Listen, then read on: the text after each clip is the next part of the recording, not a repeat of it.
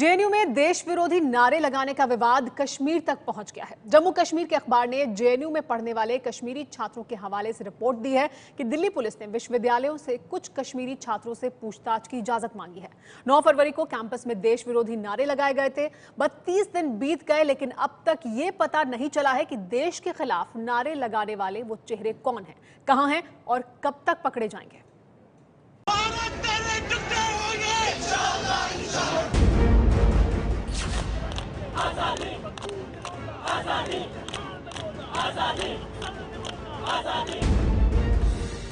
आज से ठीक 32 दिन पहले 9 फरवरी को देश के खिलाफ ये आवाजें जेएनयू में गूंज रही थी। इस भीड़ में कुछ चेहरे ढके हुए थे और कुछ खुले हुए थे, लेकिन 32 दिन बाद भी दिल्ली पुलिस के हाथ खाली हैं। ताजा खबर जम्मू कश्मीर के अखबार ग्रेटर कश्मीर के हवाले से आई है। अखबार ने दिल्ली में मौजूद कुछ कश्मीरी छात्रों से फोन पर हुई बातचीत के आधार पर खबर छापी है कि दिल्ली पुलिस ने यूनिवर्सिटी प्रशासन से कश्मीरी छात्रों से पूछताछ की इजाजत मांगी है। एक छात्र ने अखबार से कहा, पुलिस ने यूनिवर्सिटी प्रशासन को कुछ छात्रों के नाम दिए हैं। पुलिस इन छात्रों से जेएनयू में लगे नारों के बारे में पूछताछ करना चाहती है। जबकि एक दूसरे छात्र ने अखबार से कहा, मुझे कुछ दिन पहले प्रॉक्टर के ऑफिस में बुलाया गया।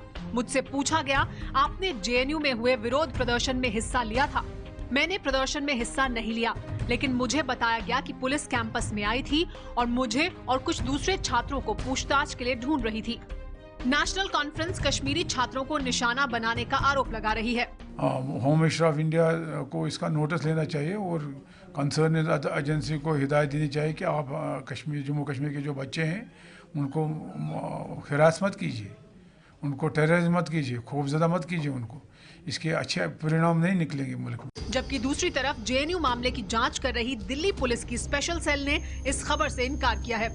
स्पेशल सेल का कहना है कि उनकी टीम किसी भी यूनिवर्सिटी नहीं गई और न ही कश्मीरी छात्रों से पूछताछ की इजाजत मांगी है। अखबार के मुताबिक छात्रों ने माना कश्मीर समेत दूसरे राज्यों के छात्र भी 9 फरवरी को अफजल गुरु की फांसी के खिलाफ विरोध प्रदर्शन कर रहे थे। कई छात्रों के वापस कश्मीर लौटने की भी खबर है। 9 फरवरी के बाद से बहुत कुछ हो चुका है। 20 दिन तक जेल में रहने के बाद कन्हैया 6 महीने की अंतरिम जमानत पर वापस जेएनयू कैंपस लौट आया है और देशद्रोह के आरोपी छात्र उमर खालिद और अनिर्बन ने पुलिस के सामने सरेंडर भी कर दिया है, लेकिन जो नारे लगा रहे थे उनका कुछ पता नहीं। मैं इन्वेस्टिगेशन के बारे में डिटेल तो नहीं बता पाऊंगा, लेकिन हाँ, हमारा एक लाइन ऑफ इन्वेस्टिगेशन ये भी है कि जो बाहर के लोग थे वो कौन थे, उनको कौन लाया, इसके पीछे कोई लार्जर कॉन्स्पिरेसी इन्वॉल्व तो नहीं है। उन लोगों को आइडेंटिफिकेशन का प्रोसेस बहुत एडवांस स्टेज पे है। I can only say this, yes they were involved, yes foreign elements were there. कौन बाहर से था, कौन अंदर से था, पुलिस जांच कर रही है, वो बताएगी। लेकिन बस मैं एक बात आपको बता दूं कि जब आप 4 व्हीलर से आते हैं, जनरली आप लोग आते हैं, तब आपको एक एंट्री की ज़रूरत होती है। जो लोग बस से 615 से आते हैं उनकी कोई एंट्री नहीं होती है। जो पैदल होते हैं उनकी कोई एंट्री नहीं होती है। जो ऑटो से आते हैं उनकी कोई एंट्री नहीं होती है। पुलिस जांच कर रही है, उनको करने दीजिए। जेएनयू की जांच कमेटी ने कहा था कि नारे लगाने वाले जेएनयू के छात्र नहीं थे, कुछ बाहरी लड़कों ने नारे लगाए थे। इस मामले को देख रही दिल्ली पुलिस की स्पेशल सेल के सूत्रों का कहना है कि जो लड़के नकाब और बिना नकाब के ऐसे नारे लगा रहे थे, उनमें से ज्यादातर का संबंध कश्मीर से है। लेकिन जब तक पूरे सबूत नहीं जुटा लिए जाते, तब तक गिरफ्तारी नहीं की जाएगी। सवाल ये है कि दिल्ली में यूनिवर्सिटी कैंपस में देश के खिलाफ नारे लगाने वाले ये चेहरे आखिर कब पकड़े जाएंगे। और इसी सवाल पर चर्चा करेंगे हम, बड़ी बहस करेंगे कि आखिर देश विरोधी नारे जिन्होंने लगाए उनके चेहरे कब बेनकाब होंगे, वो कब पकड़े जाएंगे। हमारे साथ प्रोफेसर संगीत रागी मौजूद हैं, आरएसएस का पक्ष रखेंगे, बीजेपी के समर्थक हैं। प्रोफेसर संगीत रागी, कब पकड़े जाएंगे वो चेहरे, क्योंकि 32 दिन बीत चुके हैं, वो चेहरे अब तक उन बेनकाब नहीं हुए हैं जिन्होंने देश विरोधी नारे लगाए। देखिए, जब कन्हैया को पकड़ा गया तो पूरे इस देश में एक वर्ग था जिसने इसका पूरा विरोध कहा कि आपने बहुत जल्दी पकड़ लिया है। अब दिल्ली पुलिस ये कह रही है कि भाई हम पूरी तरह से छानबीन कर ले रहे हैं और ये सामान्य प्रक्रिया के तहत जब भी कुछ इस प्रकार की घटनाएं घटती हैं तो पुलिस कई सोर्सों से, कई स्रोतों से इसकी पुष्टि करती है कि उसमें कौन कौन लोग शामिल थे। उसी में से किसी ने कहा होगा, और इस सारे हम लोग ने देखा है कि वहाँ पर जेएनयू में सारे लोग कह रहे थे कि भाई नारे ऐसे लगाने वाले, आजादी के नारे लगाने वालों में बहुत कुछ ऐसे तो थे जो बाहर ही थे। आप ये कह रहे हैं कि पुख्ता तौर पर कार्रवाई करना चाहती है पुलिस, क्योंकि ऐसा पहले लगता है बहुत पुलिस का पक्ष तो पुलिस ही रखेगी, उनका विरोध किया गया लेकिन जो कन्हैया मुझे की ऐसा गिरफ्तारी लग को रहा है लेकर। उसमें ऐसा लग रहा है कि पुलिस उनको जेल में डालने से पहले, उन पर सख्त कार्रवाई करने से पहले वो पूरे सबूतों को रखना चाहती है, अपने पास रखना चाहती है। इसलिए आपके मुताबिक देर हो रही है, लेकिन हमारे साथ आम आदमी पार्टी से सौरभ भारद्वाज मौजूद हैं। अरविंद केजरीवाल को ऐसा लेकिन नहीं लगता है शायद। सौरभ भारद्वाज जी, आपने सुना प्रोफेसर संगीत रागी को, वही कह रहे हैं कि पुलिस पुख्ता तौर पर कार्रवाई करना चाहती है, क्योंकि कन्हैया के मामले में तो विपक्ष ने इतना घेरा सरकार को, पुलिस को। क्या यही वजह आपको भी लगती है?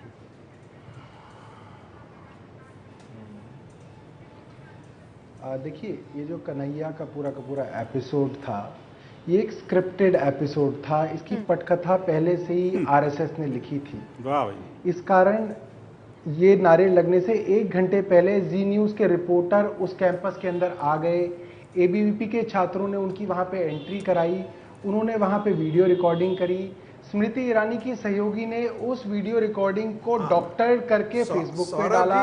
इनके दूसरे सहयोगी आरएसएस के पास अरविंद केजरीवाल जैसा कलाकार नहीं है। और ये पूरा का पूरा ये जो षड्यंत्र है जो इन्होंने रचा है, तो ये तो बड़ा ही सामान्य स्क्रिप्ट है कि ऐसी स्क्रिप्ट के अंदर जो असली आरोपी होते हैं वो इन्हीं के गुर्गे होंगे जो मुंह ढक के वहां पे आए थे। तो वो कभी निकाल के बाहर कर दो उनको, आपको तो पता है ना उनका। आप ये कह रहे हैं गृह मंत्रालय तो आपका है ना, गृह मंत्रालय तो बंसल जी बीजेपी का है, देखिए बात उनको बात करना है। देखिए क्यों नहीं कर पा रहे? नहीं विनोद बंसल जी, सौरभ भारद्वाज तो 25 दिन हो गए, सीधे आरोप इतना लगा बड़ा रहे हैं कि गृह आरएसएस से मंत्रालय, जुड़े हो इतना सकते हैं ये लोग, इसलिए शायद गिरफ्तारी नहीं हो रही है। सुनिए सुमेरा जी,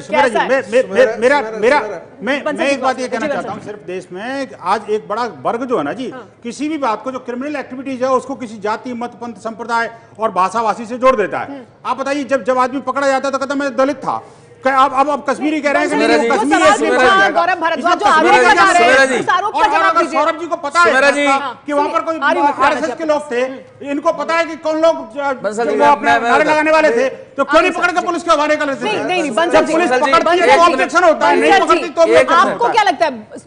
सौरभ भारद्वाज तो सीधे आरोप लगा रहे हैं, वो कह रहे हैं आरएसएस से जुड़े हो सकते हैं, शायद इस वजह से गिरफ्तारी नहीं हो रही है। आपको क्या लगता है क्यों गिरफ्तार नहीं हुए देश के खिलाफ नारे लगाने वाले? मैं कहता हूँ जब आरएसएस से जुड़े हैं, अगर आपको पता लग रहा है तो पकड़ाओ ना उनको।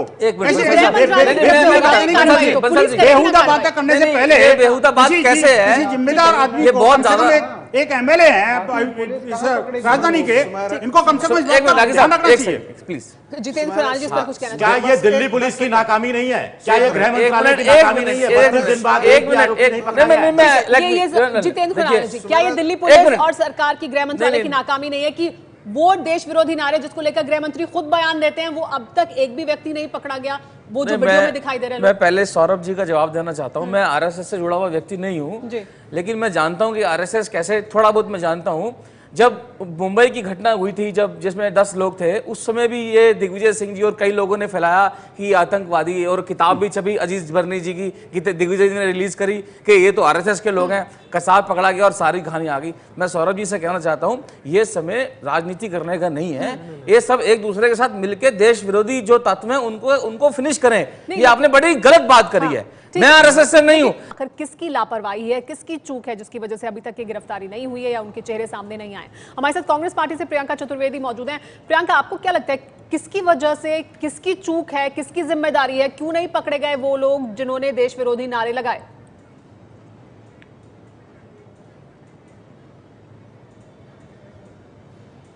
सबसे पहले तो मैं कहना चाहूंगी, आरएसएस के प्रवक्ता ने कहा किस तरीके का बेहुदा आरोप लगाया जा रहा है। मैं उनसे पूछना चाहती हूँ और बहुत विनम्रता से पूछना चाहती हूँ, बेहुदगी वो नहीं थी जब देश के गृह मंत्री ने वो छात्र जो पकड़े गए थे उनको हाफिज सईद का असिस्टेंट बताया था। बेहुदगी वो नहीं थी जब वकीलों ने जम के पिटाई की थी उस छात्र की जो आसानी से पकड़े गए थे, और जो लोग इस तरीके की भाषणबाजी कर रहे थे उनको अब तक नहीं पकड़ा गया है।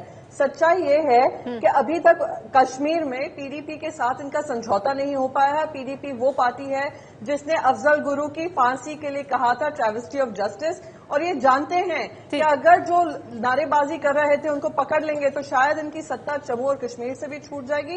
इसलिए इस तरीके की राजनीति पीडीपी नाराज ना हो जाए, लोग इसके पीछे थे उनको पकड़ा नहीं जा रहा है, ये एक साजिश है। और मैं बिल्कुल पीडीपी नाराज ना हो जाए इस वजह से नहीं हो रही है कार्रवाई। आस्तीन के सांप 65 सालों में पाले तो कांग्रेस नहीं है जी।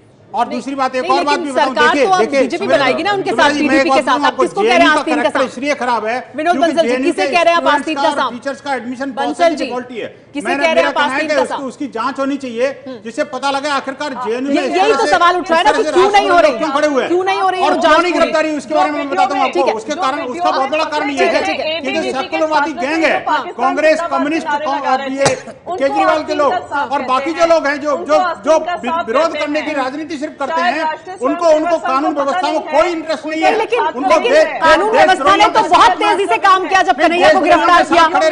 कन्हैया को गिरफ्तार करने में तो बहुत तेजी से काम किया, लेकिन जिनके बाकी चेहरे हैं वो उनकी गिरफ्तारी नहीं हुई ना, उनके नाम ही सामने। अभय दुबे जी, आपको क्या लगता है किस वजह से नहीं हुई है अभी तक गिरफ्तारी उन लोगों की जिनके चेहरे भी दिखाई दे रहे हैं या जो नकाबपोश हैं, जिन्होंने नारे लगाए?